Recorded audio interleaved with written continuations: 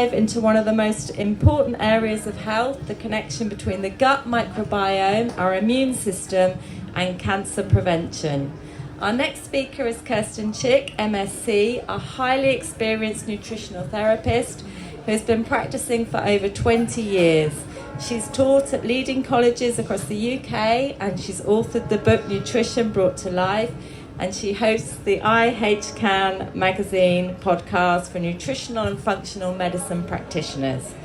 Kirsten is also lead nutrition expert for the integrative cancer charity Yes to Life, and as a cancer survivor herself, she brings both professional expertise and personal insight to her work.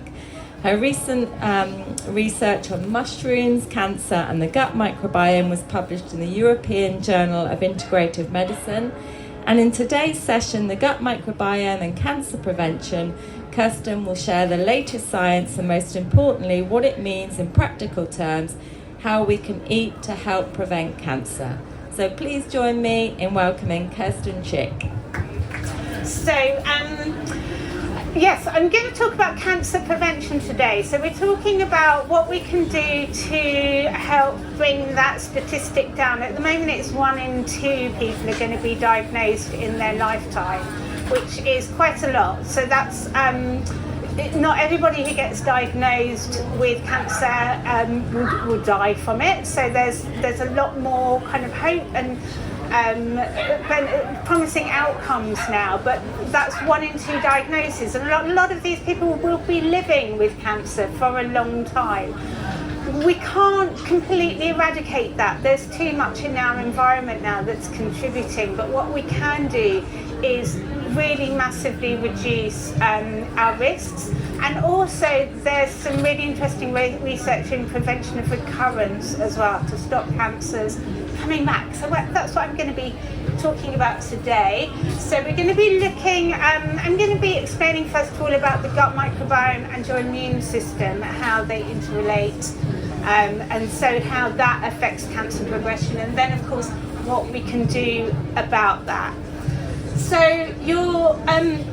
I've been beautifully introduced already. If there's some copies of my book there, so if you want to come and get a signed copy afterwards, you're very welcome to.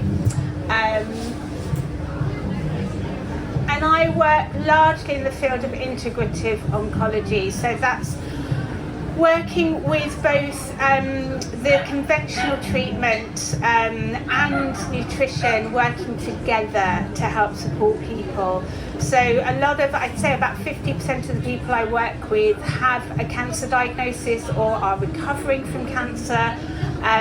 Maybe they're going through treatment, maybe they've been through treatment, and I'm working with them to support them with nutrition.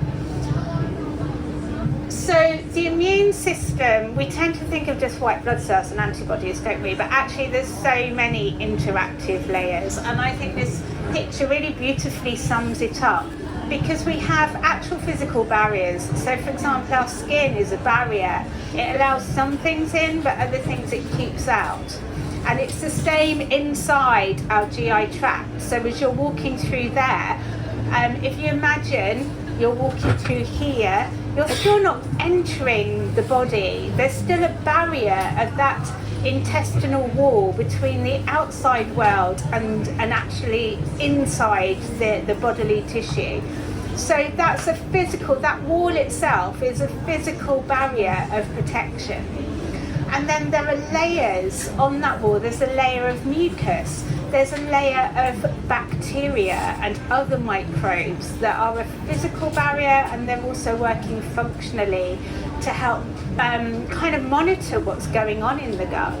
There are some gut microbes that if they come across something that they don't recognise, they'll march them. They're kind of like frog march these things to these places in your gut called Peyer's patches, where there's some white blood cells who will inspect further and say, no, it's okay, we know what that is, you can let it in, or, oh, hang on, we don't know what that is, or maybe we do know what that is, but that's not great, we've seen that before, it can cause damage, and they will alert other white blood cells deeper in the body, create more white blood cells. So here we have the gut microbiome directly interacting with white blood cells to trigger the immune system where necessary.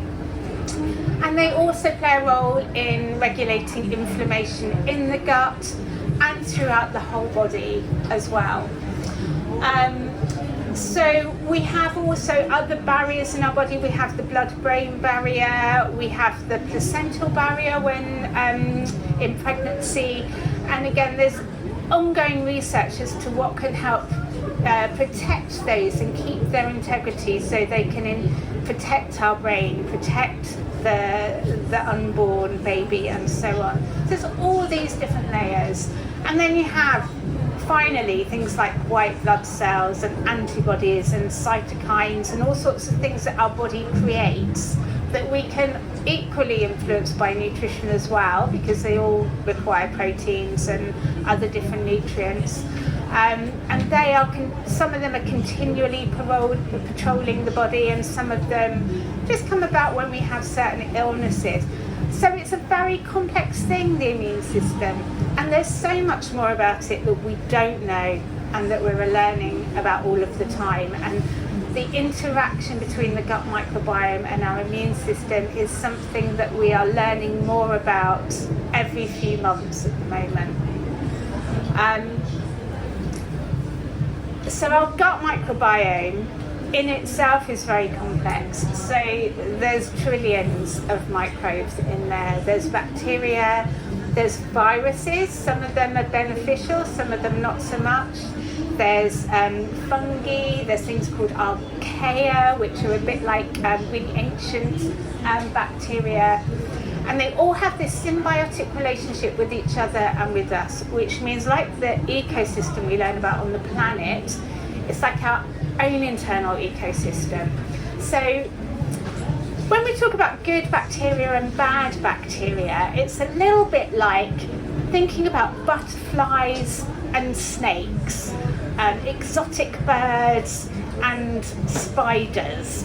So we think, okay, the snakes and the spiders, they're bad, and the butterflies and the birds are good. But it's not straightforward like that. We need all of those to make a really healthy ecosystem. We need the spiders and the snakes as well as the butterflies and the birds. But we just need them to be in a really helpful community and ratio so that they work together to help to keep our ecosystem healthy. And it's the same here as well. So we're moving away now from talking about good bacteria and bad bacteria and trying to pinpoint which microbes are the good guys and which microbes are problematic. It's a little bit helpful, but it can be confusing as well, because sometimes having lots of one different microbe has been shown to be associated with, for example, reduced rates of colon cancer, but increased rates of breast cancer. So to get hung up on individual microbes like that can be, helpful to a point, but then unhelpful and confusing. So at every stage, we've got to step back and think about the wider community. How are we nourishing the wider community of microbes? And how are we nourishing the soil in which they grow, which is our own human tissue? So as a nutritionist, I am interested in supporting people in terms of what they're eating and their lifestyle. And I'm also interested in the science. And with the science, we can dive in and look at things in a really narrow microscope. But with my holistic practitioner hat on, we have to step back and think, okay, well, what's going on here? How can we actually make this information meaningful within the whole body, and for this individual who we're working with who's completely different from everybody else? So it's a lot to hold, and it can sometimes seem like, well, no wonder it's so confusing and complex, and nobody really, you get so many confusing messages in the media.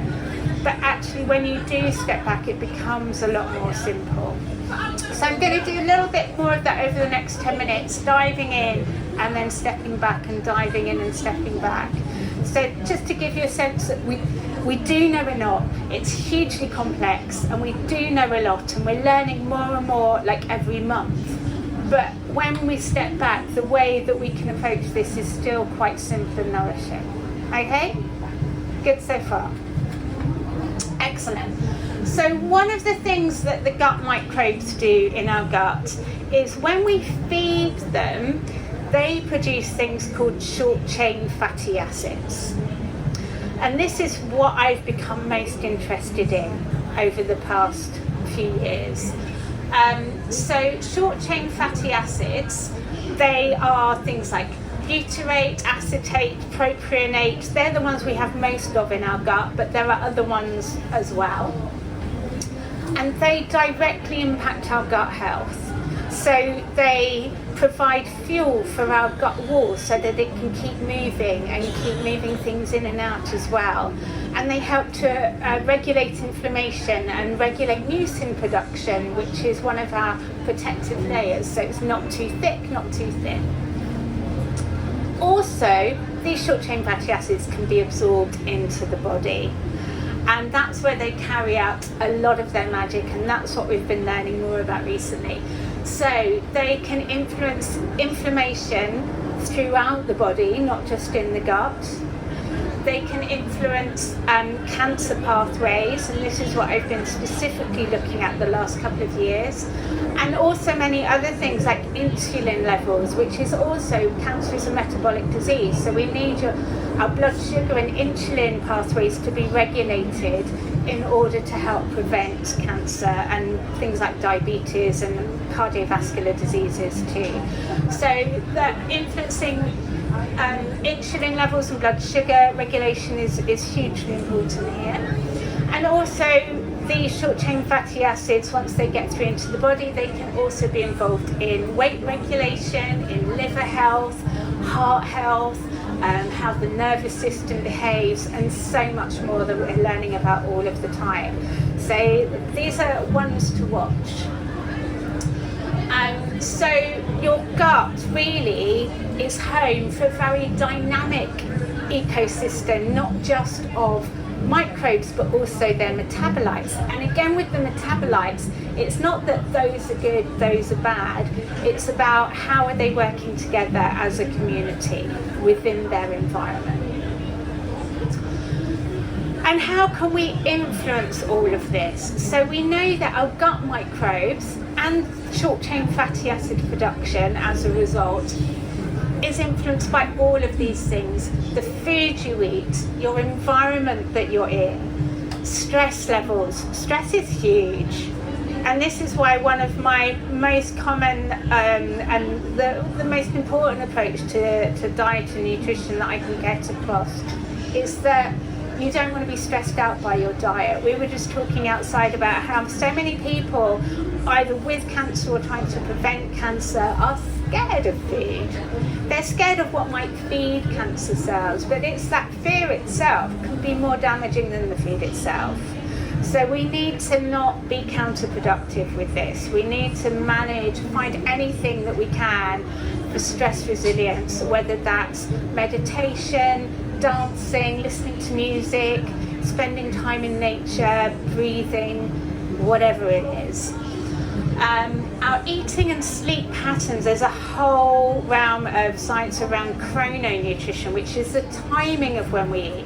I haven't really got time, ironically, to go into that today, but we're discovering whole new things about patterns of fasting that actually the Ayurvedics and the Chinese have known for centuries, which is that actually we need to have our fasting patterns so that we eat earlier in the day. 7 till 9 in the morning is a really important time to eat for our protein, our blood sugar, and our gut microbiome. Eating too late is no good. So that whole kind of time restrictive eating pattern of skipping breakfast and having dinner late, it's much better to shift it forward earlier. Movement and exercise is so important for the gut microbiome. We don't want things stagnating. So sitting around, lying around is no good for our guts or anything that's living in them. And also various medications can affect our gut microbiome, not just antibiotics, but many different medications. And actually supplements can as well. Some supplements can be beneficial, some supplements can affect it in a more kind of detrimental way. So we just need to be aware of the effects that things are having on us. And it will be different for different people. We're all very individual. So the more we relax and settle into ourselves, the more we can get a feel for what's working for us. And we need to listen to our bodies more than anything else. So this is really just a cheat sheet on what works best for most people, but you will need to personalise this. This won't work for everybody. So the best ways to support your gut microbiome, we talk about a rainbow diet, so eating as many different foods across the weeks, across the months, with as many different colours as possible. We talk about that for a reason, because the pigments that make all of those colours, they're all polyphenols and carotenoids, they're all substances, and the polyphenols in particular, they're colourful pigments that affect our gut microbes. They feed our gut microbes so that they can produce more short-chain fatty acids. And at the same time, most of them are fibre-rich, and those fibres also feed our gut microbes so that they produce short-chain fatty acids. If your digestion is currently such that you can't handle loads of fruit and vegetables, maybe it makes you really painfully bloated, or gives you lots of diarrhea or anything, or lots of really severe constipation, then don't force this down because everyone's telling you to. Listen to your body. So if you can only cope with small amounts or very simple foods, then don't force lots of complex rainbow dishes down you. Keep it really simple. Match your body's pace. But do see if you can increase gradually more over the months, over the years. So pay attention to your own food sensitivities. Keep hydrated, your gut needs hydration. And eat mindfully. I talk a lot about 3 mindful mouthfuls. I've got a whole chapter on it in my book, because if we're eating mindfully, we're paying attention to what we're eating. That does a number of things. Firstly, it alerts our digestive system to the fact there's food coming, so it switches our digestion on. Most of the time, stress switches our digestion off. We need to switch it back on again. And the best way we can do that, okay, if you think about your favourite food now, how long does it take till you start salivating? I'm salivating straight away. That's me switching my digestion on. I'm salivating at the thought, actually, of Patty's food that she's going to be handing out later as samples. Do stick around for that. But also mindful eating, it's an opportunity to sneak interwoven bits of mindfulness into your day, which again helps us to keep calming down our nervous system, which has so many benefits and also benefits your gut microbiome. Ultra processed foods, refined sugars, refined carbohydrates, all those white and beige foods, they have a negative impact on your gut microbiome. I'm not saying never have them, sometimes that's the only option, but really minimise, cook from scratch where you can. And instead, so as you're reducing all of those, you can increase things like proteins and fibre-rich foods and really good quality oils. And as I mentioned before, keep moving and anything that helps with stress resilience. So this is really, if you follow this and gradually incorporate it at your pace, then that is, for most people, going to have a beneficial impact on your gut. But do personalise it. So just very quickly, I did some research on mushrooms, and recently I looked at all the studies that were looking at mushrooms and the gut microbiome and cancers. They're a very niche area looking at all of those 3 things. And actually there were no human clinical trials on all of this. It's mostly like mice or computer generated studies or in the laboratory. But actually, what I was looking at was if you're eating mushrooms, because what they've found is that a lot of substances in mushrooms, if you directly put them in the cell, they have anti-cancer properties. They seem to be very anti-cancer. But we don't actually absorb them very well through the gut wall. This is the gut wall, the same as that is over there. So what's going on? So I was interested to see if eating the mushrooms affected the gut microbiome in a way that was anti-cancer, including producing short-chain fatty acids that then came through the gut wall and had an anti-cancer effect. So that's what I was looking at, and the studies so far are promising. So all of the studies found changes to the gut microbiome, and only 6 of the studies, unfortunately, looked at short-chain fatty acids, but they all found increases in short-chain fatty acids, and some of them looked at really clever genetic kind of pathways that mapped these changes to, or some of the changes to, anti-cancer behaviour as well.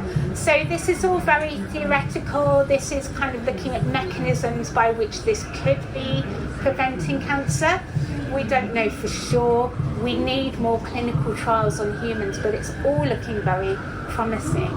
Now, at the same time I was looking at that, actually there's a company who produce medicinal mushrooms and have their own lab, and they're really fantastic scientists, and they actually started the first clinical trial into this. They've just, in fact, 2 clinical trials, one with colorectal patients and one with breast cancer patients, looking at what happens to their gut microbes and cancer outcomes and other quality of life, things like that, when they're taking mushroom supplements.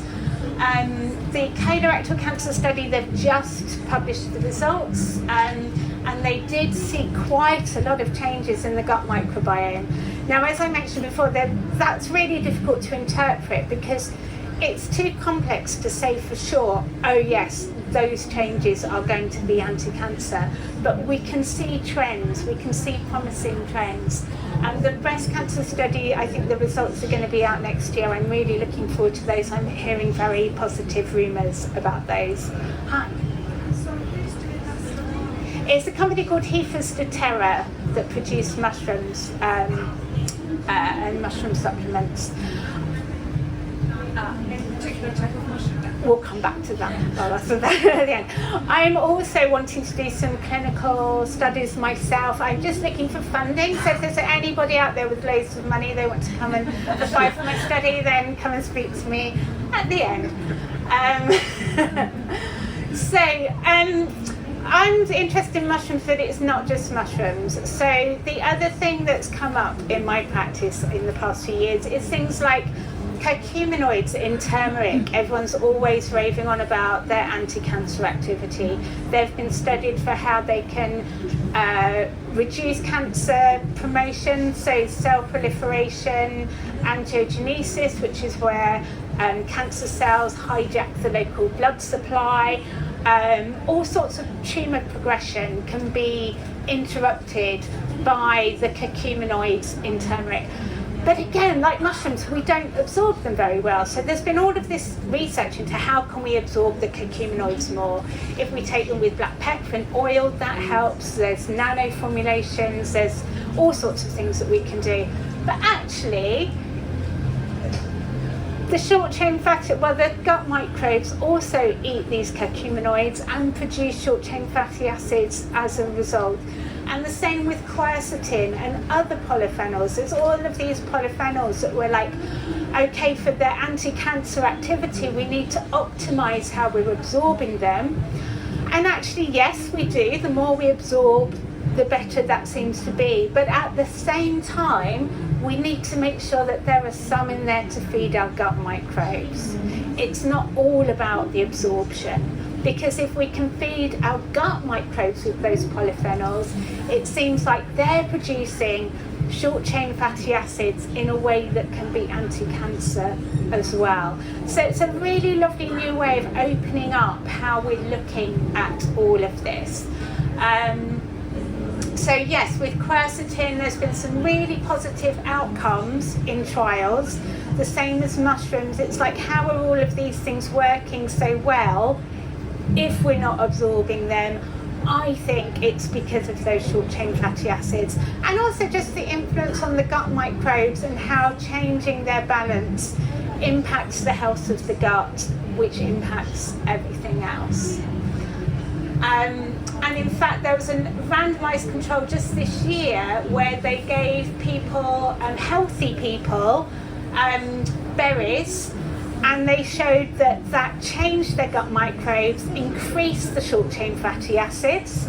And then what they did is they took some of their poo and they put it in some colon cancer cells in a test tube.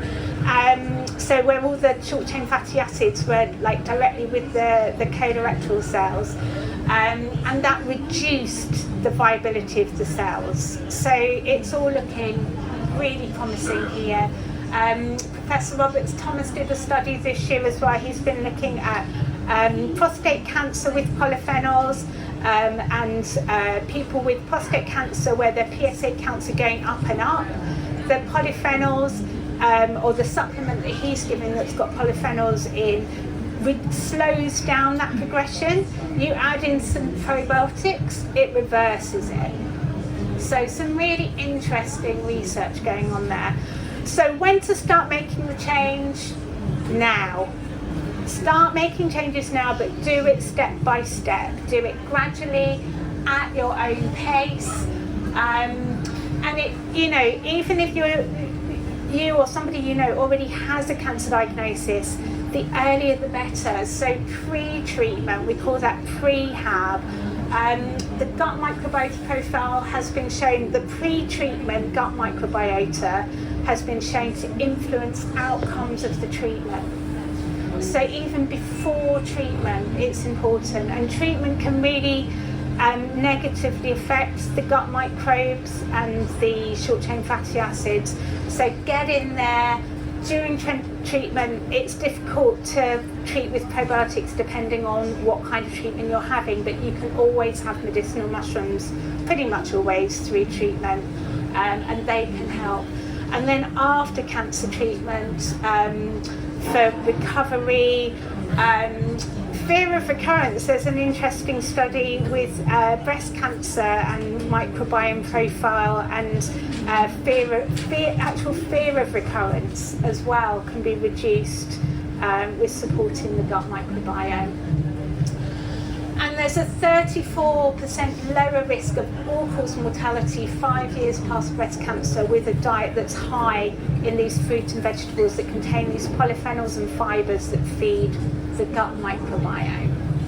So remember, that's the same slide I showed before, but remember to personalise it and make sure that your diet is nourishing you, not punishing you. If it feels restrictive, if it feels stressful, if it feels harsh on your gut, then it's not going to be doing you any good. So bear that in mind. Just reconnect with your food, reconnect with your body. Eat in a way that brings you joy. And as you reconnect with your body more, you'll start to find that actually it's maybe not the kind of the convenience foods and the sugary foods that's bringing you joy. It's the more kind of cooked from scratch, the home cooked foods, the foods that your body is drawn to more than the foods your mind is drawn to, the foods that you share with other people. I'm seeing Patty nodding there. Yeah. So yes, make sure your diet just feels nourishing. That's really going to be the best approach. So keep in touch. That's me. My book's there if you'd like to. I'm selling a few today, and they're available. They're £20 each. I'm happy to sign a copy for you, and I'm going to take some questions. So.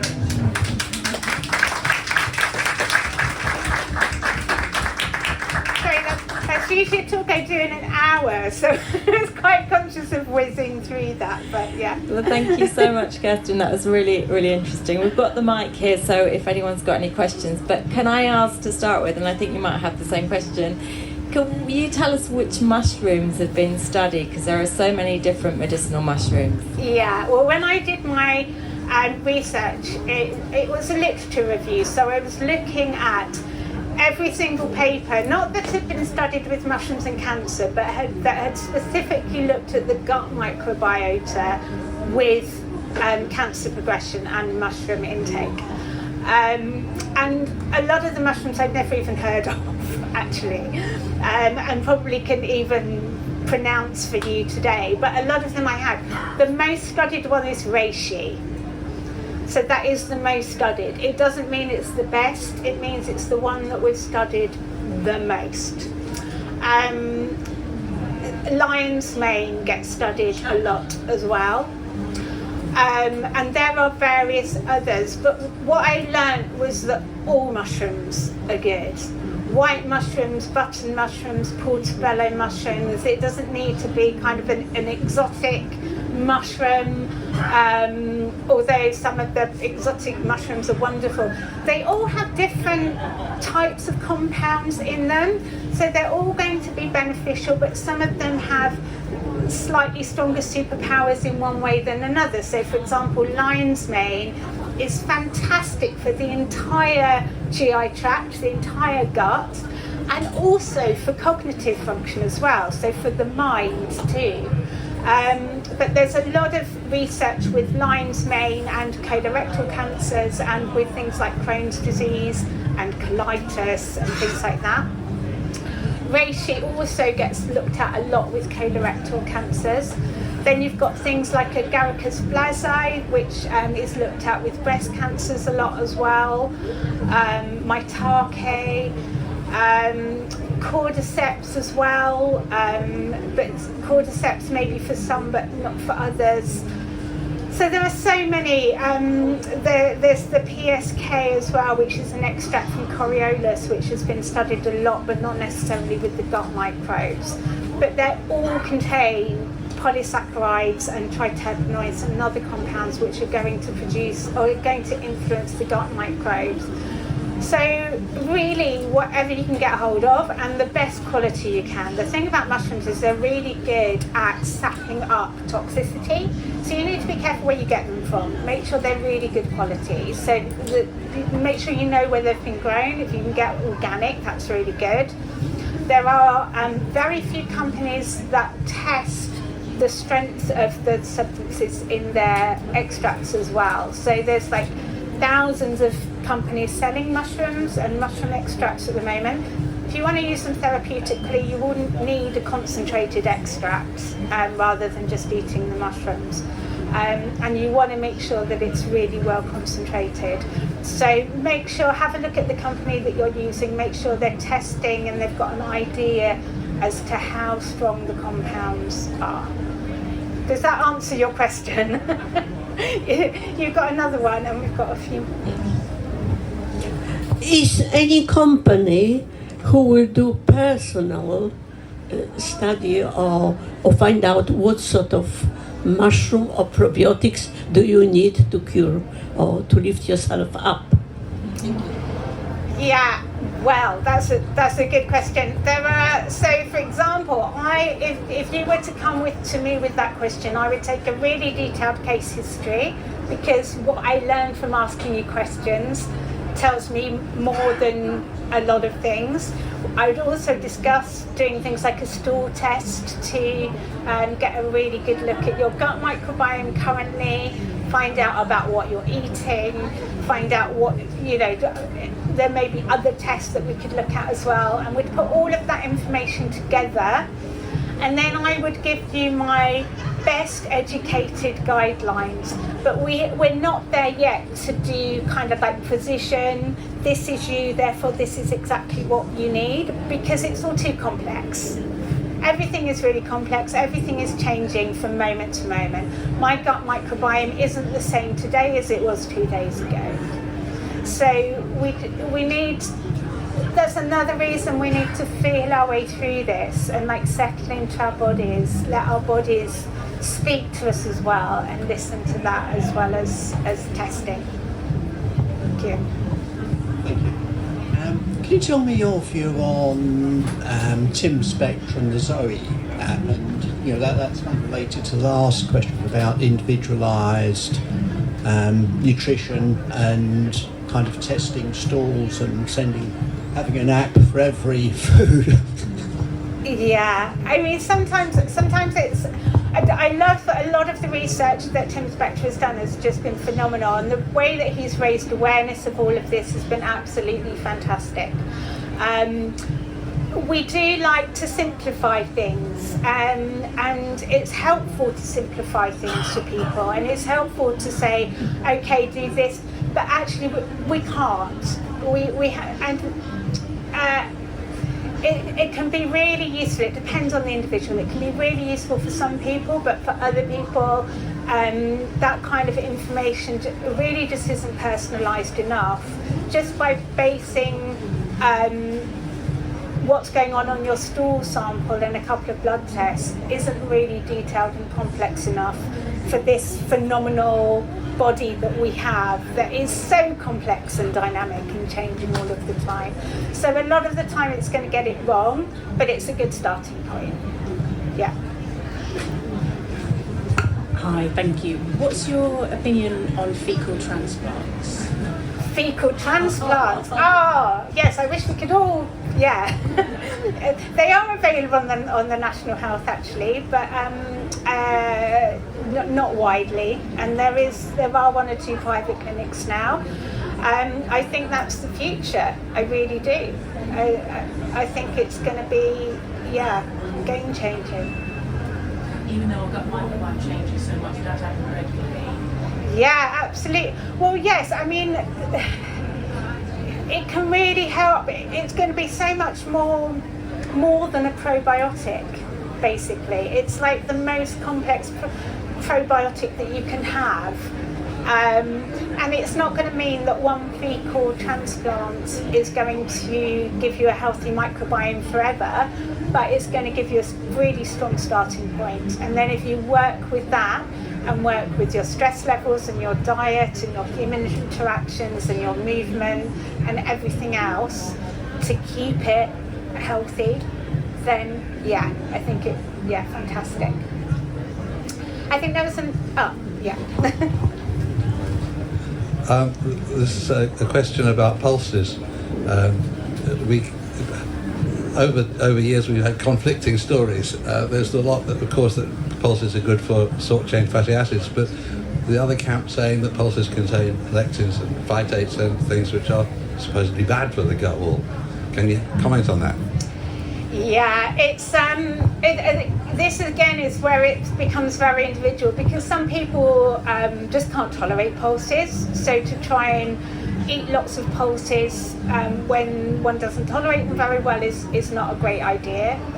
But for the general population of people who seem to tolerate pulses well, things like phytates, for example, they do kind of reduce the absorption of some of the minerals a little bit, but they're also quite anti-cancer in themselves. So there's pros and cons.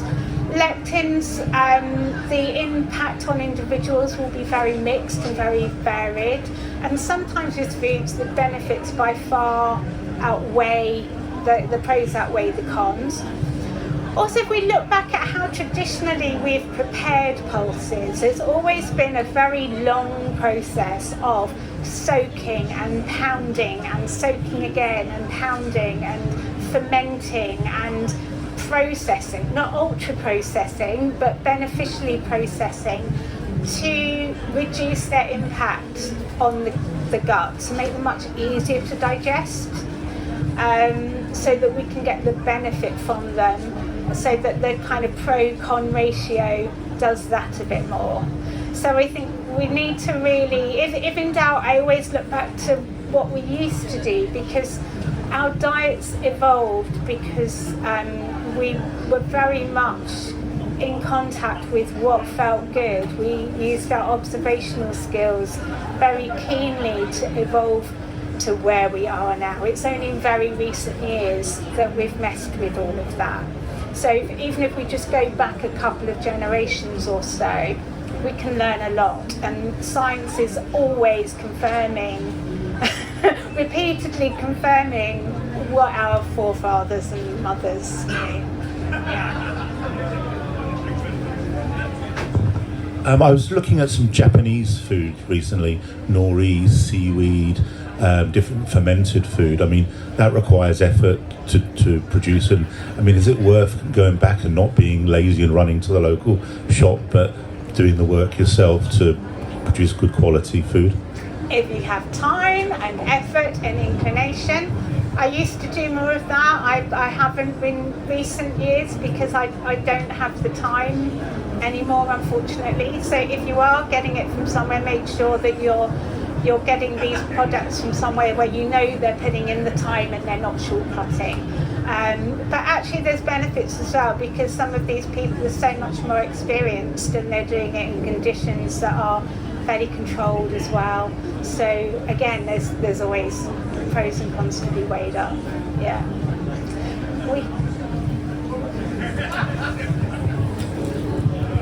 Hi, thanks so much for that talk. Really enjoyed it. I just wanted to come back to when we were talking about mushrooms and them not being well absorbed, and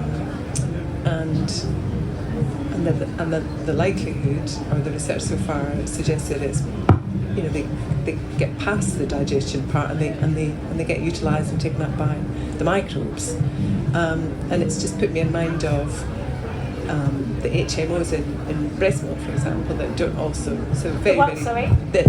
the human milk oligosaccharides that are in breast milk that also don't get absorbed. They're in high amounts there, but they don't get utilised for energy for the body, and they get munched up by the microbes. So my question really is this a mechanism that you see repeatedly happening throughout different foods in your work? Yeah, absolutely. And we do get kind of fixated sometimes. For a long time it was, as I was saying, how can we improve absorption of these things? And we totally ignored the fact that actually it's not just waste. If it goes to most of the gut microbiome is in the large intestine, and most of our absorption is just before that in the small intestine. So if it actually goes past the small intestine into the large intestine, we tend to think of most of that as waste. But a lot of it really isn't waste. There's still a lot of activity going on in there. So with mushrooms is a really great example. A lot of the mushroom we will be absorbing in the small intestine, but the beta-glucans, for example, and other polysaccharides, and it's kind of fibre and carbohydrate, undigestible carbohydrates that often this happens with, plus also polyphenols and other substances. A lot of them we're finding that, you know, maybe they're not waste, maybe there's something else happening, maybe there's some alchemy going on in the gut microbiome. We're learning so much more all of the time. I mean, a lot of these studies that I've talked about today are like in the last 5 or 6 years. I'm really excited to see what's going to come out in the next 5 or 6 years.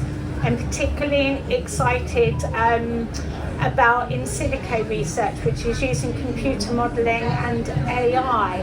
I think AI, there's a really kind of troubling, worrying side to it, but for medical use and science use, the ability to be able to test all of the different variables involved in very complex models will be able to really speed up our understanding of all of this and maybe get us to clinical trials on actual human beings many years faster than before. So I'm so excited to see what we're going to find out. Can I ask one more question? Yeah, sure. I've got the mic. That sounded a bit like a prediction I wanted to ask you. That was my question I wanted to ask you. Would you be able to, share with us a prediction of what you might see, what we might be seeing in the next few years? I mean, that's a great one. Well, is there anything that's specific around nutrition? A prediction of what we might be seeing. gosh, that's an exciting one. Well, I don't know what we will be seeing. I can tell you what I hope we'll be seeing. I hope that we will be seeing a return to where we settle into our bodies and listen to our whole bodies rather than just get confused and running around in our heads, arguing with ourselves and with each other about what's the best thing. And that we're truly able to personalise things by really listening to every aspect of the body. That's what I'm hoping. Love it. Right. Hello, that was fascinating, that talk. I loved it. I'm a nutritional therapist as well. And I know that food first is best to feed your gut microbiome, and I have IBS clients who struggle with fibre in fruits and vegetables. So I just wanted to know, I often use PHGG as a prebiotic in those cases, but in terms of supplementing things like butyrate, the short chain fatty acids, are there any negatives to that? Is it? Yeah, absolutely. So too much butyrate is not a great thing either. It's all about the balance and what other short chain fatty acids are going on in there as well. So if I would personally not go there with supplementing things like butyrate unless I had an idea from stool testing roughly what was going on, which is quite difficult anyway, because testing for butyrate isn't that reliable. You can test for the amount of short chain fat, the amount of microbes that are butyrate producers. That can be a little bit more reliable because they tend to stick around the gut a little bit longer than butyrate. So butyrate gets absorbed or it's excreted quite quickly. It's quite hard to get figure out what's going on there.